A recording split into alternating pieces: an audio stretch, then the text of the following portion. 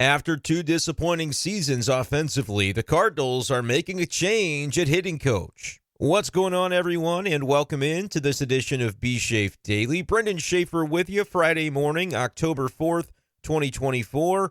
We've got some Cardinals news to discuss today, as just a little bit ago, Katie Woo tweeting out her story with The Athletic, the news that the Cardinals are parting ways with hitting coach Turner Ward after he spent the last two seasons as the lead hitting coach for the St. Louis Cardinals at the big league level. The move comes as the Cardinals again struggled offensively in 2024. Ward's second season at the helm.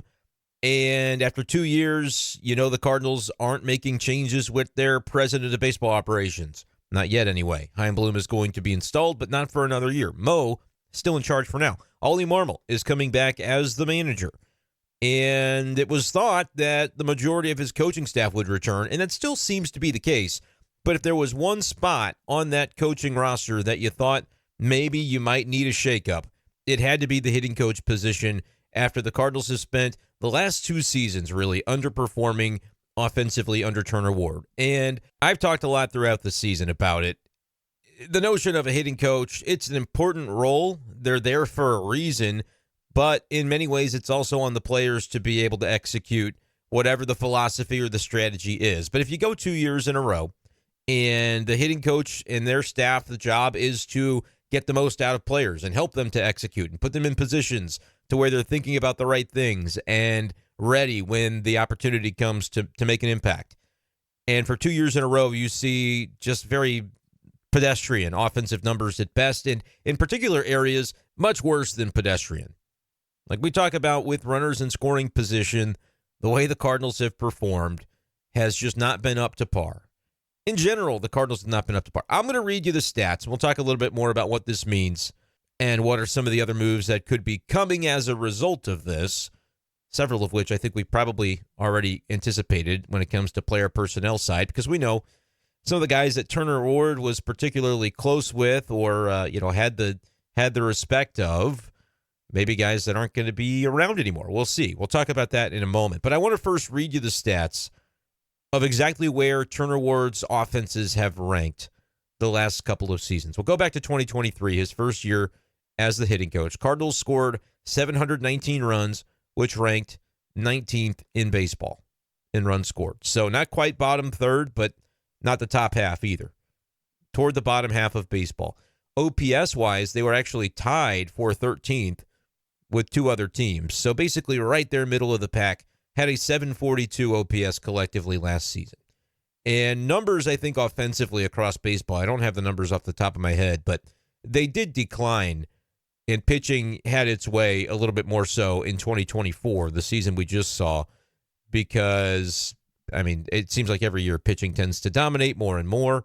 And so when the Cardinals this year finished with a 704 OPS, that's a decline of 40-some-odd points of OPS. What were they?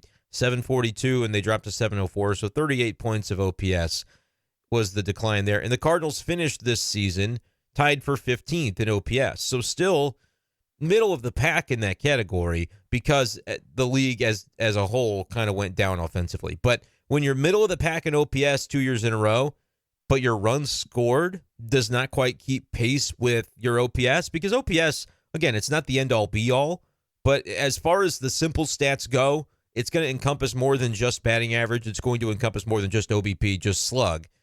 And I like OPS as just a general catch-all. But generally, if you're in a spot in OPS, you want to be producing commensurate with that on the runs scored category. And the Cardinals, despite being tied for 15th in OPS, finished 22nd in runs scored in 2024.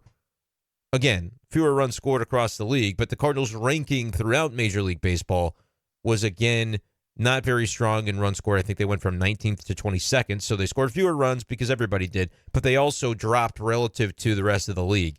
And they were a bottom 10 offense this year in runs scored, despite being middle of the pack, like right smack dab in the middle when it comes to OPS across baseball. But here's the problem that we all know is the problem. And for a little while this season, the Cardinals tried to act like it wasn't the problem, but it was. It's runners in scoring position. Their performance in the clutch was pitiful. Cardinals finished 28th in baseball in OPS with runners in scoring position. And I'll cite batting average with RISP as well, because I think that's the moment of time where batting average is going to be the most relevant, is when a base hit single is going to score you a run, right? And with runners in scoring position, that's generally what happens. Obviously, you can have a guy on second, you get an infield hit or a single that doesn't plate the run if it was struck in a certain way. But generally, batting average with runners in scoring position is a category you're going to need to fare decently in order to score runs. Cardinals finished 27th in baseball in batting average with RISP this season with a 229 batting average. That right there alone.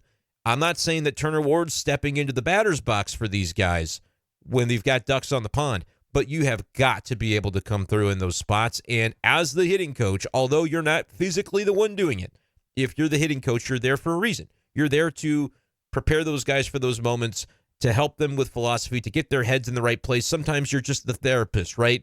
Get them out of their own heads, find a way. You've got to have a voice that's being heard. You've got to have a philosophy that's good, first of all, but then to be able to extend that philosophy and ingrain it into your players to where they are taking it with them into the batter's box and they feel like they're confident and they're set up ready for success. Again, it's a little more subjective, I think, than, oh, is the philosophy good, bad? You also have to be able to get guys to buy in. It kind of feels like the hitting coach in baseball is akin to almost the hockey head coach, where in the NHL, sometimes you just fire a coach because the message has gone stale, right? We know with the Blues, Craig Berube, he was a great coach. He still is probably a great NHL hockey coach, but that locker room just wasn't vibing with the message anymore. They needed to make a change to try and see if they could jar something loose. It's not always a reflection of, oh, that guy's a terrible coach. Turner Ward might be a really good hitting coach, but clearly for this clubhouse, it wasn't working in the 2 seasons that those two entities were meshed together. Now, I mentioned I was going to discuss what could be some of the fallout of this. Paul Goldschmidt is obviously the first name that comes to mind, and I still want to do a video talking more specifically about Goldie, and maybe we'll get the news and the confirmation that the Cardinals aren't bringing him back from the team. It's already been reported by some, but other beat writers have said, the Cardinals are interested in maybe a reunion with Goldie. So I'm on team not going to happen. It's not the team that I'm on. I'm not rooting for one outcome or the other. I'd root for Goldie to come back if I was rooting for an outcome because I like Paul Goldschmidt. And I think there is more in the tank there for him. But I think back to this notion that we talked about throughout the season when it was said and Ollie Marmol defended definitively and ardently that it wasn't the coaching staff's fault.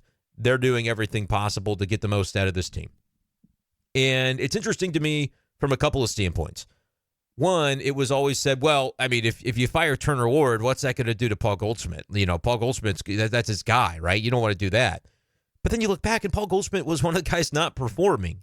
So to basically think that the Cardinals had this move where they thought, hey, we're going to maybe do this. We're going to make a change at hitting coach. And assistant hitting coach Brenden Allen is expected to be retained. That's per Katie's reporting with The Athletic. So if that's the case, is he going to elevate to the lead job, or are the Cardinals going to go out and get a grizzled vet that's been around the block and they can try and install a hitting philosophy that's going to vibe with this locker room and a group of players that's young, right? It's going to be a group of players that largely, after we see probably Goldie walk and maybe Arenado traded, another guy who by all accounts was in good and comfortable with Turner Ward. Is that something where the Cardinals are going to be able to then go in a little bit of a different direction because they don't have the veterans that would have been upset by letting go of Turner Ward around anymore? Are they counting their chickens a little bit already on Arenado, thinking, this is maybe a trade that happens? Because we've talked about payroll, and although Mozeliak said it on Monday at the press conference, that's something I'll have to talk about with those players, with Sonny Gray, with Arenado, with Wilson Contreras about, do you want to stay? Do you want to be traded? Is there, we're slashing payroll. Where do you fit into that? Got to have those personal conversations with those guys. But also it's possible that Mo already kind of knew the way that it would lean, and that then all right, we're doing this move too. They didn't want to announce it necessarily at the press conference because I guess the reasoning for that is up for speculation. That why wouldn't you just say then Turner Ward's going to be, because they didn't make any other announcements regarding the coaching staff at that point. And They did say Ollie Marmol would be back, but his coaching staff, the question was asked, and Mo basically said, I'll have to talk with Ollie about that. I'm trying to remember if that question was during the press conference or during the after press conference powwow where I took that video, 13 or so minutes of Mo when he spoke with reporters. I can't remember specifically when that was, but either way, I remember the answer from Mo, which was, I'm going to have a conversation with Ollie, which I kind of remember at the time, and we didn't really talk about it, but I thought, well, it's interesting because we knew, based on previous reporting, that the whole coaching staff basically was expected to be retained. But if you're saying, I'm going to have a conversation with Ollie, to me, that's Mo driving the ship a little bit and saying, look, man, I know Turner's your guy. I know it might not even be his fault, but we got to do something. 2 years where the offense has underperformed. The names in that lineup should have been doing a lot more than they were doing. And when you look at the development of young players, part of it's player development, right? And that's the stuff that they're trying to fix throughout the system. But when you have younger players, guys like Gorman, guys like Walker, performing below expectation, that's where it's like, okay, you're looking at everything to try and diagnose why. Yes, player development, we need this, that, and the other in the minors, and we're going to invest in that infrastructure. Coaches, technology, the whole works. We're going to do that. We have to. We're behind. But at the big league level, you can't just absolve everything going on there and say that it's the fault of the stuff that we didn't have the right coaches in the minors. Because the coaches in the majors are doing something. They're being paid to do something. And if they're not executing in that role, eventually you got to look at it and go, all right, something has to change. And so of all the coaching positions that you might have thought this one could be up for grabs, and I don't even believe it's technically a firing. I think his contract was up. I think it was a 2-year contract, and I could be wrong about that, but I think it's just they're not renewing or renegotiating with his contract. They're going to let him go. That was the spot that you had to figure could be up for discussion, but that wasn't the decision that Ollie Marmol was going to make. But if that was a conversation that Mo had with Ollie to say, look, man, your job is safe with us. We believe in you. And it may be kind of weird coming from Mo because Mo's only going to be around one more year. Ollie's going to be around longer than Mo, contractually speaking. Now, again, if Ollie has a year that Chaim Bloom doesn't appreciate and then he can hire his own manager after 2025, I'm not saying that is outside the realm of possibility. But Ollie got that new contract from Mo last year, knowing that, or before this season, I should say, knowing that Mo is going to be out the door before that contract expires, because that extension for Ollie, I believe, was for 25 and 26. So that's what his current status is at this point. But Mo says, man, we've got to do something at hitting coach. The numbers just don't justify sitting on their hands and doing nothing and rewarding Turner Ward with another contract. I just don't see how you could have sold and justified that to the fan base. A fan base that's already going to be disgruntled, right? They're not going to like the fact that the payroll is going to go down. They're not going to like seeing certain guys traded away. There will be some Cardinals fans that understand the why behind it, especially in conjunction with the Bally Sports stuff and the TV deal, the guaranteed money the Cardinals thought they were getting is not going to be there. So they're either going to have to renegotiate with Bally for a lesser amount of the windfall that they're going to receive for the TV deal in 2025, or they're going to have to take on their own thing, and it's going to get very complicated and probably not super profitable as much as it had been just allowing Bally to do it all, produce the games, and you get the money. Very simple arrangement until Bally says we're not paying you that money, and that's where they're at right now. So with all that being said, Cardinals fans are going to be frustrated anyway with a lot of different things that I think they're going to see and hear over the coming weeks and months. This was one where you can at least point to it and say, look, we understand the frustration when it comes to the offense.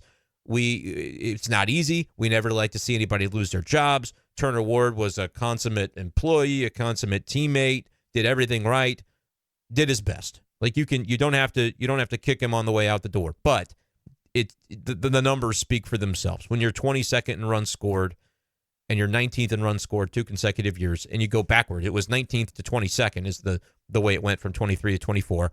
You absolutely plummeted with runners in scoring position. Your young players didn't take the second-year leaps or the third-year leaps that you were wanting to see from a number of those guys. And that's the reason they missed the playoffs. The pitching plan was not a perfect plan, but it was you respect and you have appreciation for how difficult it was to go out maybe and get 3 slam dunk starters. And you could look back and say, well, no, it wasn't hard. I mean, you could have signed Michael Wacha and Seth Lugo. The Royals did that. They're in the playoffs. Like, okay, yeah. And maybe you were pining for those guys back then. The Cardinals, I think, were trying to minimize the number of deals that had multiple years on them because of the exact situation they're in now financially.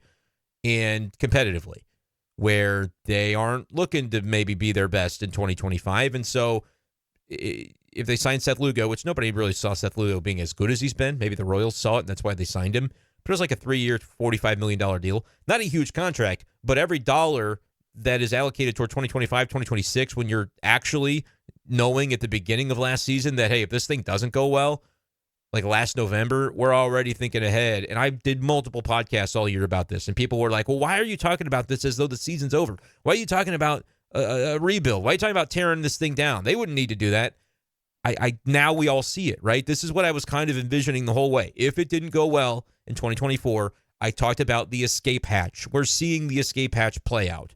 But at the same time, the Cardinals are still going to do whatever they can or whatever they're willing to do. I guess not whatever they can, because what they could do is sign Santander, sign Corbin Burns. Like, they could keep the payroll high, they could get good players, and they could try to give y'all a winner in 2025 with the excess profits that they've had from last year. But we don't see the books, so we don't know exactly what those numbers are.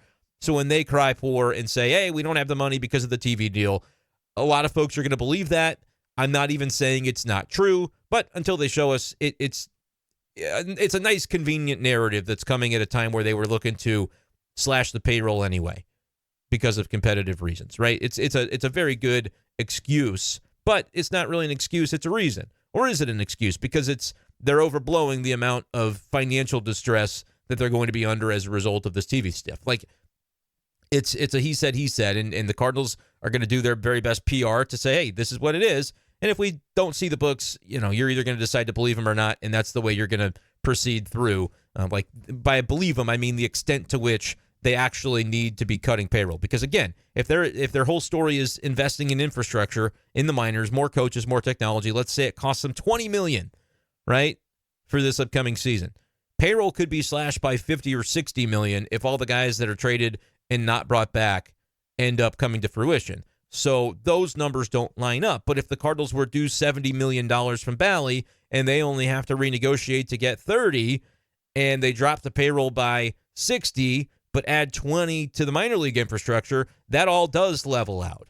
But if it's a case where Bally gives them 50 and they renegotiate and get that, or they run their own streaming platform and they produce their own games and they profit 40 from it, and they drop payroll by 60 and only invest 5 or 10 million in the minors, suddenly you can see where it's like, oh, this is just accounting. The numbers are moving around, and it looks like it's all, hey, we're doing our due diligence to put a winner out there, but also they're saving money, right? Like, that could happen too.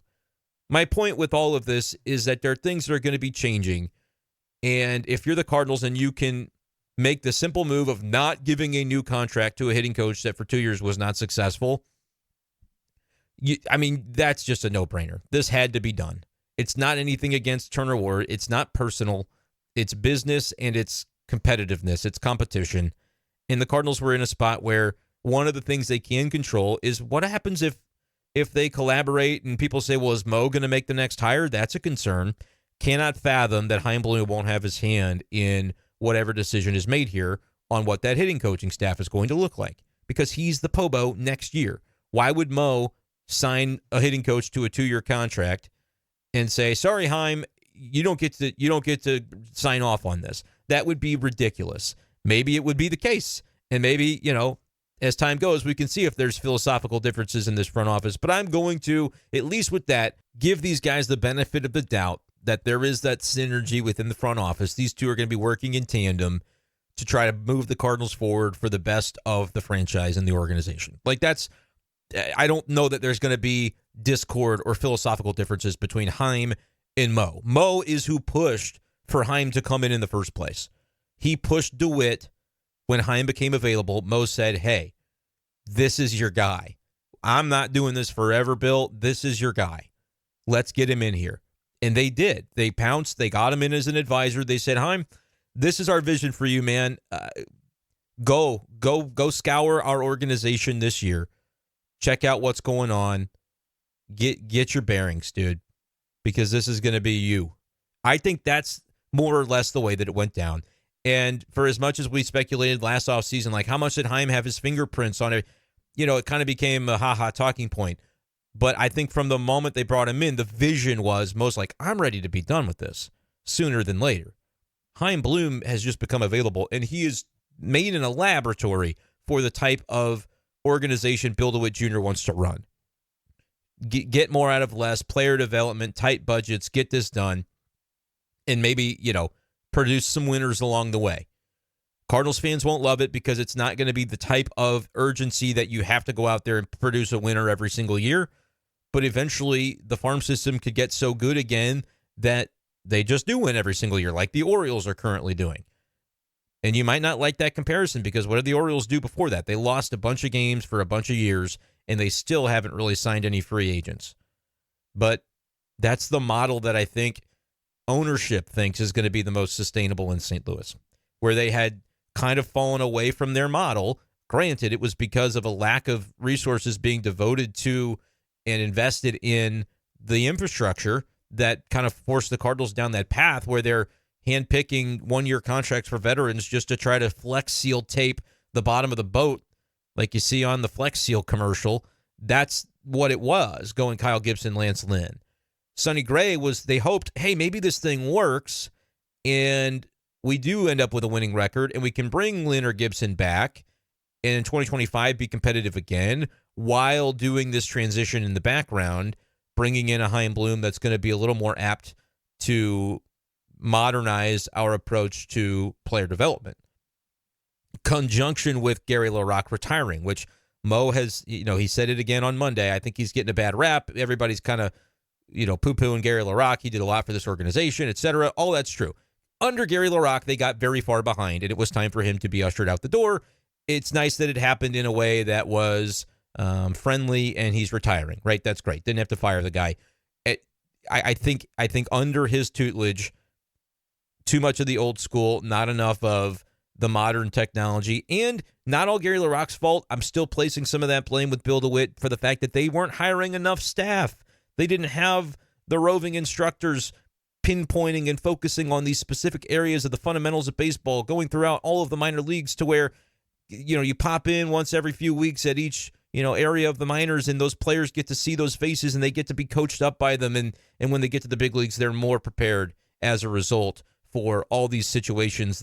That's the Cardinal way right there. And the Cardinals just had fallen away from it. And if you want to highlight that Mozeliak messed up when it came to Mike Shildt and those philosophical differences, because Shildt perhaps was seeing some of those emphasis areas kind of go away, and that was part of his problem he had with Mo, and Mo won out because he's got carte blanche. That's totally fair. I don't think it's necessarily fair to connect that to Ollie Marmol, because I think Ollie Marmol is, we're going to see, right? And a lot of Cardinals fans are out on Ollie Marmol right now. I am not. I've said this over and over, and people are going to continue to say you're crazy, but we'll see. Time's going to tell. I just think certainly Mike Shildt is a very good baseball man, a very good manager, and the kind of guy you want in your organization. I think Mo may have I can simultaneously say that Mo made a mistake with the way that went down, and also look at the way that, okay, we don't necessarily need to pine for Mike Shildt over Ollie Marmol, because I think even with Mike Shildt as the manager, he would have had a lot of these same problems, because it was the very things that Mike Shildt was, again, philosophical differences, were some of those elements, the things that Mike Shildt was pushing for, and the Cardinals as an organization were falling away from. Still a little bit speculative, because I don't know the ins and outs of everything that went down. But I could see how fans would make those connections. I'm at least talking about it because I know you guys are talking about it and thinking about it as Mike Shilt's team is now advancing to the NLDS. Padres 2-0 winners over the Braves in that wild card series. But all this is going on. It's going to be an offseason of stuff like this where a move is made and we're like, what does it mean? What are the ramifications? Why did it happen? Breaking all that down on the channel. So make sure you guys subscribe to this YouTube channel for sure. But what do you think of the Turner Ward move? You happy? I think Cardinals fans are probably going to be happy.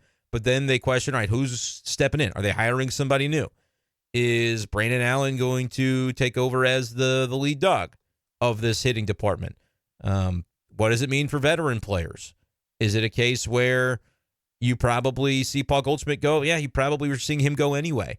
Kind of does make you wonder, though, well, why wouldn't they have been willing to do this during the season? They didn't want to upset Paul Goldschmidt, who they weren't really looking to bring back if things went poorly anyway, and things were going poorly. So that's why you probably could have fired the hitting coach in the season. I think there were multiple times throughout the season where it would have made sense to shake it up and let Turner Ward go just to try to spark something within the clubhouse. Whether that's there are players on the team that weren't really hearing the message and they needed a different voice, whether that's there were players on the team that were so comfortable with Turner Ward that they were complacent in, the way that they felt, and firing him would potentially kind of almost out of spite get those guys to go, man, I got my coach that I love, I got him fired. Like, I need to kick it into gear. Whatever, it's okay to not have players always be so comfortable. Sometimes you can be too comfortable at the major league level. And a lot of times you might think guys making 20, 30 million could be comfortable. I'd be comfortable making that kind of money too. So you got to find your motivation. Well, shoot, I got my coach fired. Maybe that's your motivation.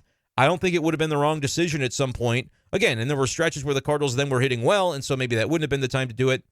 But there were times throughout the year where you say, hey, if you're going to do something, it's probably hitting coach related, and it's now, or you're just going to slog along to 83 wins. And I'll be damned if they didn't slog along to 83 wins. So maybe there is some lingering frustration from fans going, if you were going to do this anyway, why not then? But I think it goes in conjunction with a lot of the philosophical angles that we do see from this Cardinals team from high up. That's from DeWitt on down, and that's the continuity angle. It's not fun to have to do a press conference where you fire the hitting coach. They didn't even want to talk about it in this press conference. They were doing one, and Mo probably knew the conversation I'm going to have, or I've already had with Ollie Marmol, is, look, man, we got to make a change here. I know he's your guy, but we're going to have to make a change here. And I want to talk to you before I announce it to the public, or before it gets leaked out or whatever by the media. It's not comfortable to sit up there and talk about these things. So at every possible turn where they don't have to do it in that public-facing way, they can leak it to the media, and then they can announce it a little bit later after the blow is now softened. Then that's probably the way that these Cardinals are going to do things. And in the middle of the season, that is a scandal. That's a big deal to fire a coach in the middle of the season. They've done it before. Did it with Mike Matheny. Didn't do it with Mike Schilt. Waited until the end of the season, right? They didn't even want to do it with the hitting coach. They don't want to do it with John Mozeliak. They don't want to say, John Mozeliak, you've been awesome, but now we're going to replace you with Chaim Bloom. They're going, Mo gets his last year. I mean, why fire Mo? He's Mo. Let's keep Mo. Like, these are the types of moves that the Cardinals don't like to make to a great degree of fanfare. They're going to try to do it in as respectful of a way as possible. And if you can keep a guy through, hey, we didn't fire him. We're maybe not going to offer him a new contract. We're going to find a different way to maybe approach this. And that is an important aspect of the way the Cardinals prefer to do these things, because that continuity is important to Bill DeWitt. It's important to John Mozeliak. And so I think that's why you don't get it in the middle of the season. But to the detriment of, what if that had sparked them? What if instead of 22nd in runs scored, they'd finished 15th in the run scored? Because with RISP, instead of being 27th in RISP batting average, they would have been 15th in RISP batting average, because they would have brought somebody new who could have maybe pissed the players off so they hit better, or gets them into a different mindset, or delivers the same message in a different way that allows it to sink in a little bit better, a little more quickly.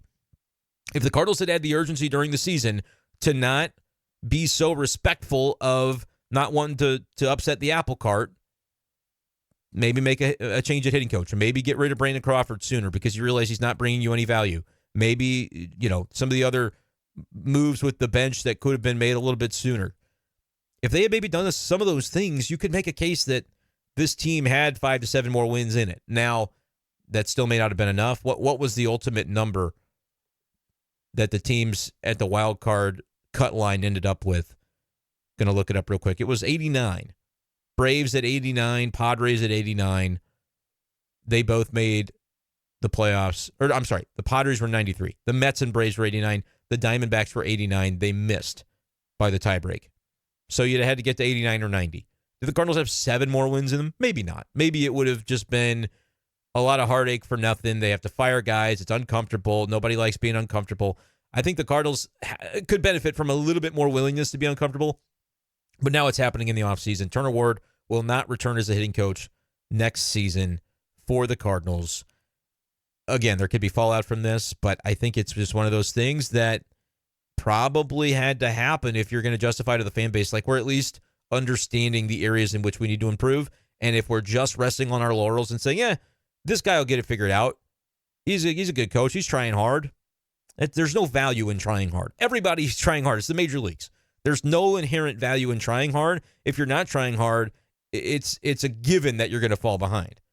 Turner Ward, I think, was trying hard. I think he was doing his best with this group of players, and it just didn't work out. There doesn't have to be any spite in that. Don't have to dance on his grave. It is a move that I think absolutely had to happen in order to justify to Cardinals fans. We're at least understanding our deficiencies and not totally writing off the Major League record in 2025. Yes, we're going to be looking more toward the minors and infrastructure, but that doesn't mean we can't also do things and hire talented people that can fit and mesh with our roster and try to win more games than we're supposed to. Because you can make a case based on run differential. The Cardinals did win more games than they were supposed to this year. Based on talent, though, I think they left some wins on the table. I think this should have been an 86, 87, 88 win team, and then maybe you play a little bit above your heads beyond that, and you win 90 and you're a playoff team. Pitching plan was what it was. It didn't quite go great, but it had a very low ceiling to begin with. The hitting is the reason this team did not make the playoffs, because they built themselves with an admitted low ceiling on the rotation, hoping the bullpen would be top 10. It was. The only thing that didn't even come remotely close to plan was the offense. And they were just very hesitant to do anything about it during the season. If they had lost a wild card spot by 3 games, I might be harping on this a little bit more. I don't know that they had 7 more in them, but what would it have harmed them to try? Because now the things that you were scared of upsetting on the apple cart, firing a guy, making Goldschmidt mad, those things are going to end the same way regardless now. Ward's gone and Goldie's going to be gone too. It's the way that it's seemingly shaping up based on payroll stuff. So let me know your thoughts, Cardinals fans. Those are mine. And we'll continue to keep you updated on all Cardinals news throughout the offseason. This will be the place to be for basically instantaneous reaction. I'm recording this 20 minutes after the news came from Katie Wu, and then I'm going to, I've given my opinions, and then I'm going to upload it, and you'll have it before lunchtime. So appreciate you guys, as always, for sticking with me and for listening to the content. Always let me know, too, if you have different items in the offseason you want to hear me talk about. You DM me on Twitter, at b-schaeff12. I am as available and accessible as anybody you'll find in this market. So appreciate you guys for giving me your support and your ear. All right? Thank you guys so much for listening. We'll talk to you next time on B-Schaeff Daily. Peace.